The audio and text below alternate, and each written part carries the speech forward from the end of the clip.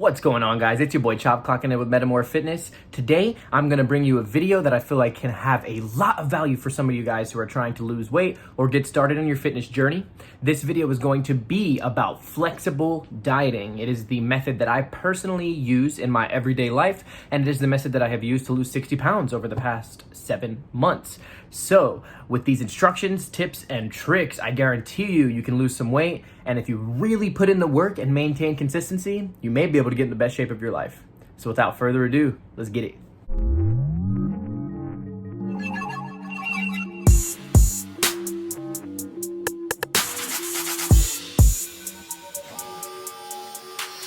Alrighty guys, how's it going? So like I said, this video is going to be about flexible dieting. Now first, I want to provide you guys with a very valuable resource that has really changed my life and changed the way that I diet each and every day.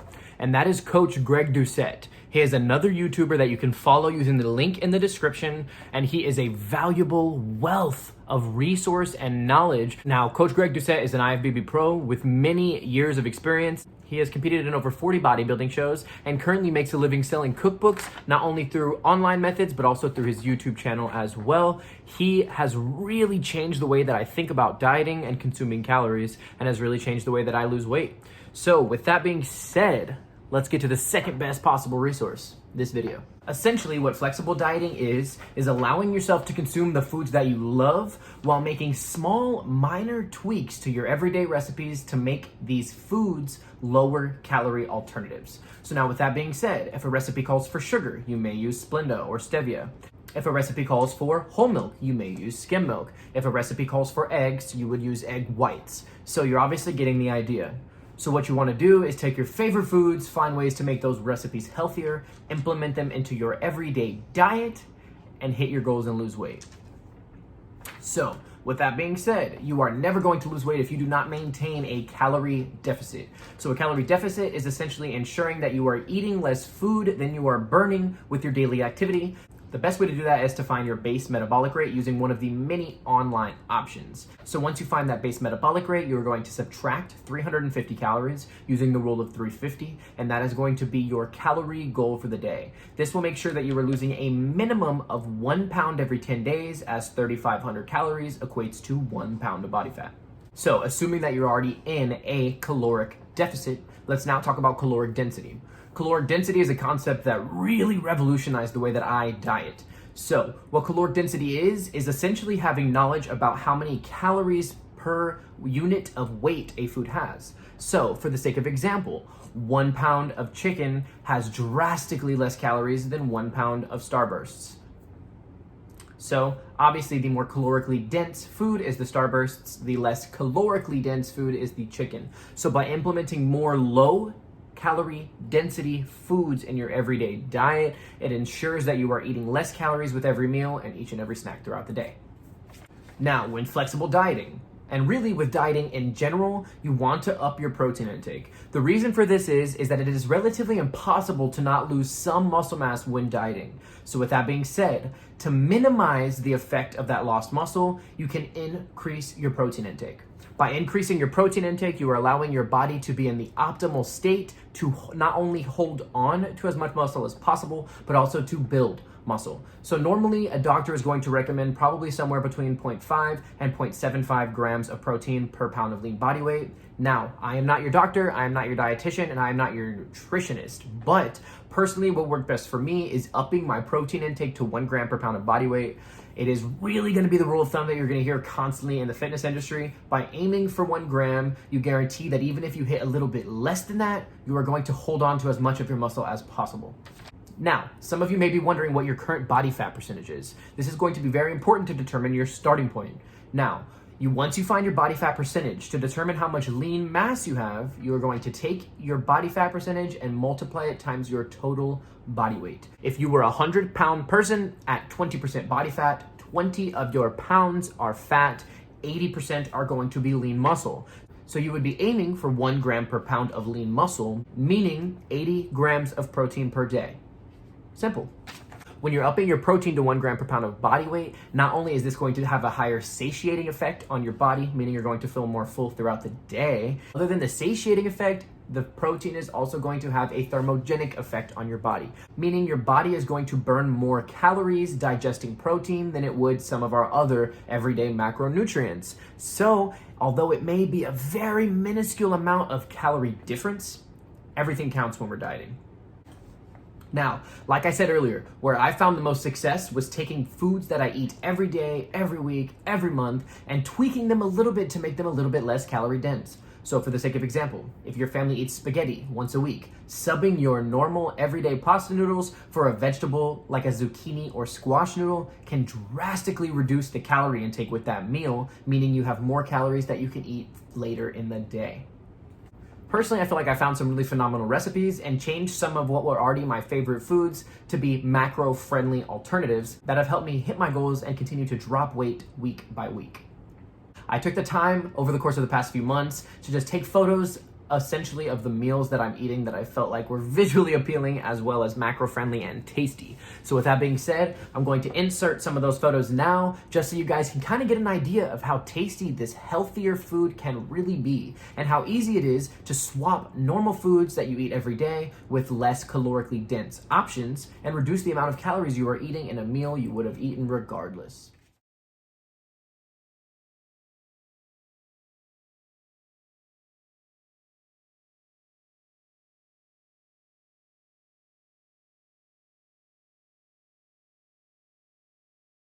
That was recipes. There's also going to be foods in general in your everyday diet that you can substitute for healthier options that will make sure that you stay in a calorie deficit. So with that being said, I drink a ton of milk. I have a ton of milk every single day. Normally 3 to 5 cups, which means that could potentially be a lot of calories if you were drinking whole milk, for the sake of example. So personally, every day I consume skim milk. This cuts the amount of fat and calories that I'm getting from this everyday drink that I consume in about half, while also maintaining the vast majority of the protein content, meaning I can have more of it every single day and still maintain my calorie goals. This milk specifically, it has an incredibly favorable calorie to protein ratio, 1 to 10. So with that being said, I do not need to feel guilty whatsoever every time I feel like having a glass of milk, whether it be in the morning, in the afternoon, before bed. I do not need to feel bad. 80 calories and 8 grams of protein not only does not really affect my calorie goal very much for the day, it also makes it almost impossible for me to not hit my protein goal for the day. Earlier, I also mentioned Coach Greg Doucette. He is a fantastic resource that you can utilize to make sure that you have some phenomenal food options that are not only healthy, but are also going to be low calorie density as well. So with that being said, please take some time to go check out Coach Greg's channel, look at some of his food videos. Not only is the food delicious and macro friendly, some of that shit is gorgeous. Gorgeous. I personally just purchased Coach Greg Doucette's Anabolic Cookbook this week. It was $150, however, it does provide you with 10 electronic copies of the book that you can download to any of your devices, and it has over 200 pages of phenomenally delicious food that is also incredibly macro-friendly, high in protein, low in calorie, and there's also even some vegetarian and vegan options as well. So if that is the diet that you choose to implement every day, you can seriously receive some great benefit out of it. Now, with that being said, I feel like a lot of people are using this cookbook incorrectly. Often what you'll do when you find a cookbook is just scroll through and think, what do I want to cook today? Whereas what you should be doing is looking for foods that are already your favorite and seeing if there is a healthier option. Now, because of the fact that you already eat these regularly, it'll make it incredibly easy to implement them into your everyday diet. Here are some pictures of the food that I have found not only from Coach Greg Doucette's cookbook, but also just public knowledge on his YouTube channel as well for free.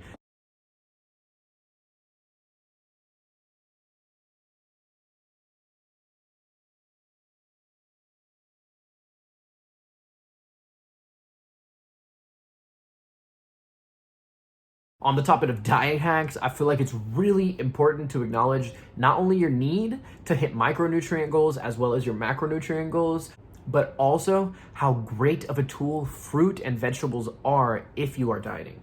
These foods are normally going to be low in calories, high in glycogen, which is natural sugar, so they're going to help your body feel more full, and you are also going to be able to eat more of them because of the fact that they normally contain a low calorie density. Now, with that being said, I eat fruit every day. Essentially, if I'm hungry and want a snack, I eat as much of it as I can stand. So, pineapple, fantastic option. Apple is also incredible because it is incredibly rich in glycogen, and a normal average sized apple is going to contain somewhere around 100 calories. So it is incredibly easy to fit it into your diet should you decide that you need a snack. Now, you also have fruits like bananas that are going to be rich in potassium. This can help your body reduce cramping and increase your recovery in the gym. I eat normally 1 banana every single day. Even if I'm full, I make sure that I put one in my protein shake to ensure that I'm not only getting that potassium, but I'm having those added calories, as sometimes I do struggle to hit my calorie goal when I'm eating low calorie dense food throughout the day. You may be surprised how low calorie some fruit is. I'm going to post a few of them here and now with not only the serving size of what the fruit looks like, but also how many calories are going to be in that fruit, so you can see how far this food really can go when you are hungry and on a diet. It can be an incredibly satiating tool if used correctly throughout the day, and the glycogen and carbs from these fruit and vegetables can also really be useful if taken in pre-workout.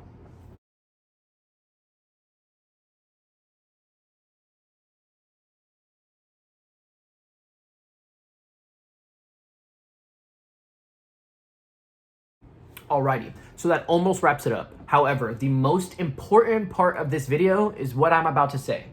And it is that health does not always equal weight loss. So with that being said, you need to keep in mind throughout your weight loss journey that the people who look leaner or more shredded than you may not be healthier.